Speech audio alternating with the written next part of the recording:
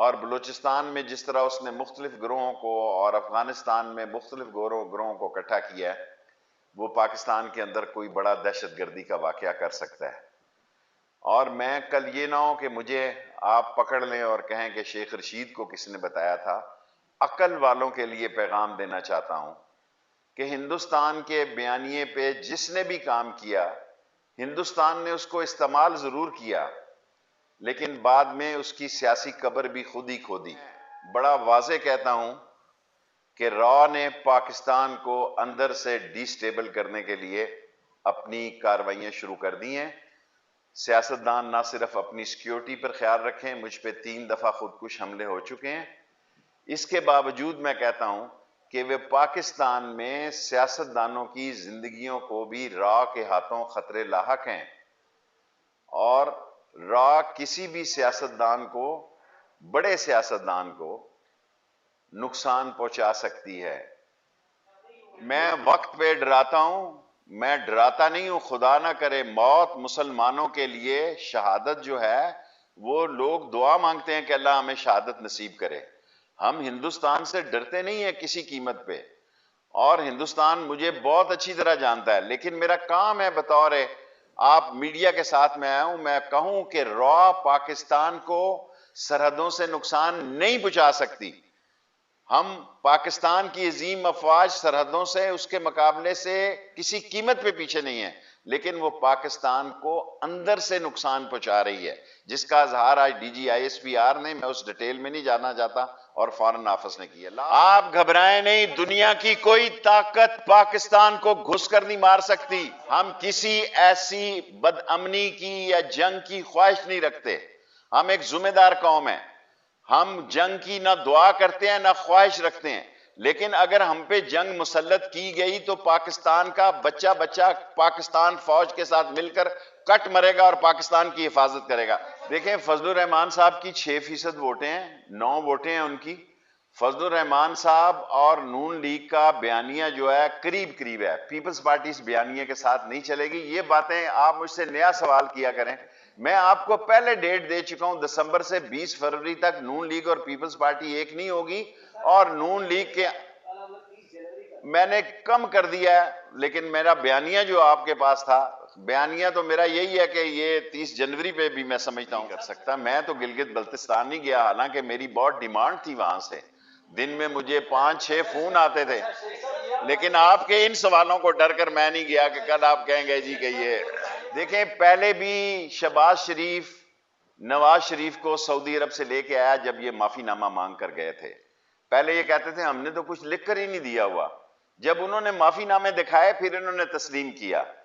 अब इनको इमरान खान का एक फैसला है कि इमरान खान हुकूमत में रहे या ना रहे, वो किसी करप्ट डिसऑनेस्ट चोर मनी लॉन्ड्रर टीटी वाले से उसको कोई रियायत नहीं देगा। वो एक नहीं 1000 मरतबा कह चुका। क्या अवामी मुज़ाकरात ये नहीं है? मीडिया अवामी मुज़ाकरात हैं कि वो जाके लक्ष्मी चौक में मुज़ाकरात होते हैं? यार को खुदा के बंदो, अकल को हाथ डालें लोग, अवाम के सामने बात करेंगे। आके आगे ये हमाम में बातें हुई हैं, अवाम में नहीं हुई तो कहां हुई हैं ये बातें? आज मीडिया इतना स्ट्रांग है, मैं एज ए पॉलिटिकल वर्कर समझता हूं इतने सारे लोगों को इस कोरोना में, इस कोविड-19 में इकट्ठा करना, आपको उसी तरह मीडिया मिलता है, उसी तरह मीडिया मिलता है जिस तरह आप खिताब। मैं ये कह रहा हूं, मैं गिलगित बल्तिस्तान से खिताब कर रहा हूं क्योंकि मैं मीडिया में हूंगा। ये हमें सोचना चाहिए कि वो वक्त पाकिस्तान में खत्म हो गया जब एक PTV था, आज 80 प्राइवेट चैनल हैं। आपकी बात गोट में पहुंच रही है, छोटे छोटे कस्बे में पहुंच रही है।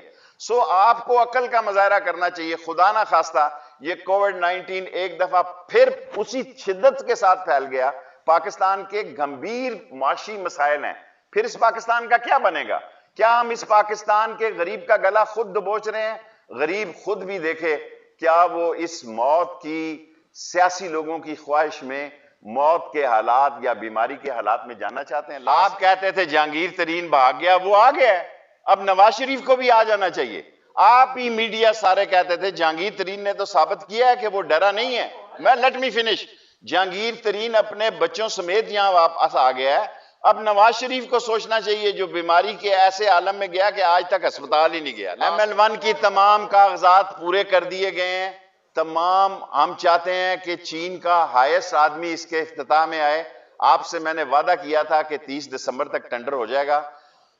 पाकिस्तान रेलवे ने एक एक इंच का सारी फिजिबिलिटी बना दी है, सारे क्रॉसिंग खत्म है। ML1 पाकिस्तान की रेलवे की जिंदगी है और ये 16 साल लगे हैं मुझे ये काम करने के। लास्ट देखें, मैं तो ये समझता हूं जो भी हारेगा इस मुल्क में कहेगा धांधली हुई है।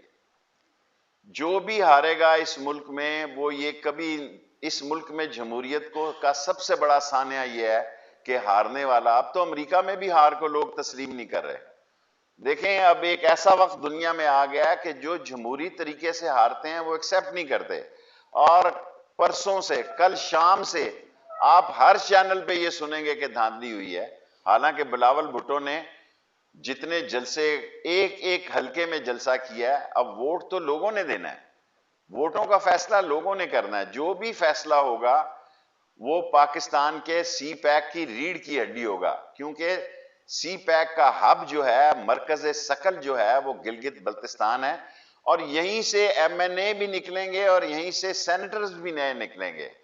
सो बजाय इसके कि आप मौजूदा हुकूमत के जाने की बात करें, और तीसरा साल हो चला है हमें, और चौथे साल में उम्मीदवार मैदान में होते हैं, क्योंकि इलेक्शन वाले दिन कोई इलेक्शन कैंपेन नहीं करता, कैंडिडेट एक साल पहले इलेक्शन कैंपेन करते हैं। जी, कल गिलगित बल्तिस्तान में मुझे अल्लाह से उम्मीद है कि पहले नंबर पर PTI होगी, दूसरे नंबर पे पीपल्स पार्टी होगी, और तीसरे नंबर पे आजाद लोग होंगे, और चौथे नंबर पे नून लीग होगी। उसके बाद इनके वावेले आप सुनिएगा। ये मेरा सियासी तज्जिया है। और जलसे, क्योंकि पहली दफा वहां जोशो खरोश हुआ है गिलगित बल्तिस्तान में, तमाम पार्टियों ने बड़े जलसे किए हैं। और वोट देने के मसले में गिलगित के लोग बहुत समझदार हैं और वो अपनी जिम्मेदारी का मुजाहरा करेंगे कल। और मुझे यकीन इंशाअल्लाह ताला के इमरान खान की पार्टी PTI वहां गवर्नमेंट फॉर्म करेगी। बाकी मैं, मुल्क में कोरोना बढ़ रहा है, मैं ये कहूंगा कि जलसे जुलूस ना किए जाएं तो उसमें कोई असर नहीं होगा, क्योंकि आम आदमी की जिंदगी, मैं कोरोना से गुजरा हूं और अभी तक 4 महीने होने के बावजूद मैं नॉर्मल लाइफ, नॉर्मल सेहत नहीं गुजार रहा।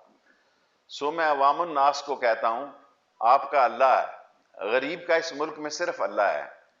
और वो गरीब लोग अपनी जिंदगी, अपने अहलो अयाल की जिंदगी और अपने बच्चों की जिंदगी को अहमियत दें, और कम से कम ज्यादा लोगों में जमा होने से इज्तनाब बरतें। कल मरियम साहबा ने बयान दिया कि फौज हमें निकाल दे। एक तरफ वो कहते हैं फौज सियासत से दूर हो जाए, और दूसरी तरफ वो कहती हैं कि जनाब हम बात तब करेंगे, किस कानून और आइन के तहत ये बात करेंगे। PDM ने बात करने के लिए इन्होंने अम्ब्रेला ढूंढा है। ये PDM के अम्ब्रेला के नीचे बातचीत करना चाहते हैं। पार्टियां 3 हैं बुनियादी तौर पर, पीपल्स पार्टी, नून और मौलाना फजलुर रहमान साहब। बाकी पार्टियां जो हैं वो एक नंबर बनाने के लिए तो हैं, लेकिन उनका कोई कलीदी किरदार नहीं मैं देख रहा। लेकिन मैं एक बात बड़े वसूख से कहना चाहता हूं कि नून लीग से भी ये बात मैं दोहराता हूं, बार बार लोग भूलें नहीं, कि दिसंबर से फरवरी तक आवाजें उठेंगी। मुमकिन है नून लीग PTI की तरफ ना जाए,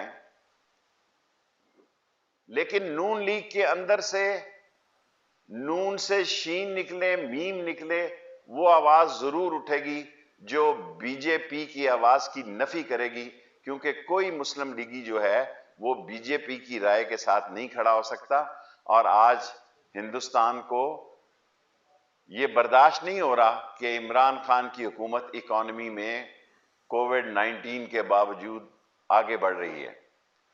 इंडिया पाकिस्तान का, चीन का CPAC माहिदा नहीं देखना चाहता, और हमारी अजीम अफवाज जो जान हथेली पे रख के सरहदों पे, सैलाबों में, टिड्डी दिल में जिस तरह वो मुकाबला कर रही है, सारी कौम उनको सद तहसीन, खराज तहसीन पेश करती है। और मुझे पूरा अल्लाह से यकीन है कि पाकिस्तान इन मसाइल से निकलेगा और पाकिस्तान इन मसाइल से ऐसा निकलेगा और इमरान खान की हुकूमत इंशाअल्लाह ताला 5 साल पूरे करेगी। देखें, नवाज शरीफ साहब को पता है मेरी सियासत तो खत्म हो चुकी है, मैं वैसे भी, मरियम साहबा भी डिस्क्वालीफाई हैं, वो चाहते हैं कि उनकी अगली नस्ल का कोई रास्ता निकले और शहबाज शरीफ की सियासत की नफी की है नून लीग ने। अब फैसला मरियम साहबा कर रही हैं, शहबाज शरीफ जो कि कायम मकाम सदर है वो नहीं कर रहे। और मरियम साहबा का बयानिया जो है वो इस बात की अक्कासी करता है कि उनको समझ आ गई है कि इन तिलों में तेल नहीं है, ये हुकूमत कहीं नहीं जा रही। और पाकिस्तान का अजीम जर्नैल, अजीम चीफ ऑफ आर्मी स्टाफ वाज़े तौर पर कह चुका है कि फौज की कमिटमेंट जो है वो मुंतखब हुकूमतों के साथ है, जो भी मुंतखब हुकूमत होगी उसके साथ वो खड़े होंगे। और हुकूमत को गिराने के लिए फौज को कहना, मैं समझता हूं ये खुद आइन और कानून की नफी है। आइन और कानून में इसकी कोई गुंजाइश नहीं है। जो आइनी और कानूनी तरीके हमें खत्म करने के हैं उनकी सख्त और ताकत पीडीएम में नहीं है। और मुझे पूरा यकीन है अल्लाह से कि अल्लाह इमरान खान के साथ मदद करेगा और इस मसाइल से इमरान खान निकले। मैं बतौर शेख रशीद समझता हूं कि शहरियों का भी आटे पे इतना ही हक है, क्योंकि हमने मजदूरों की तनख्वाहें नहीं बढ़ाई जितना कि किसान का हक है। और ये कोई आखिरी रेट नहीं है। 300 रुपए, 1300 रुपए पे गंदम शुरू हुई, फिर हमने 1400 रुपए की, अब 1650 रुपए गंदम की है। और गंदम इस वक्त हाईएस्ट रेट है दुनिया में। अगर कल ये कम हो गए, जिसका कि बहुत सारा अंदेशा है, आज तक गंदम का ये प्राइस नहीं है कि दुनिया में जो रेट जा रहा है, कल ये कम हो गई तो ये इस रेट पर लेने के पाबंद हैं। किसान को हक हासिल होना चाहिए कि जिसको जहां से ज्यादा पैसे मिले वो अपनी गंदम बेचे। मुझे नहीं पता, मरियम नवाज ने जो कुछ कहा है वो अपने वालिद की सियासत की नफी की है। ये एक टिकट में दो मजे ले रहे हैं। ये हाथ आसमान पे भी लगा रहे हैं और पांव जमीन पर भी लगा रहे हैं। ये एक पहले दो शख्सियतों का नाम लेके, आर्मी चीफ और जनरल फैज का नाम लेके, मैं समझता हूं पाकिस्तान की सियासत में इन्होंने नहायत ही गैर जिम्मेदाराना, गैर शाइस्ता, गैर अखलाकी और नापुख्तगी का सबूत दिया है।